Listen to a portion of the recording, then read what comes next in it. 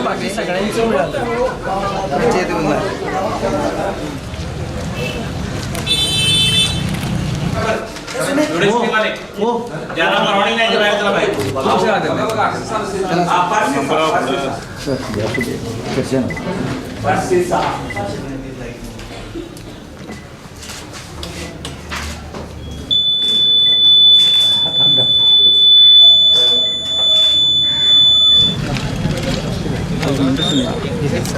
प्रचंड उत्साहामध्ये माझ्या मतदारसंघामध्ये मतदान होतं आणि जनता विकासाबरोबर आहे हे जनतेच्या चेहऱ्यावरून सुस्पष्ट दिसते.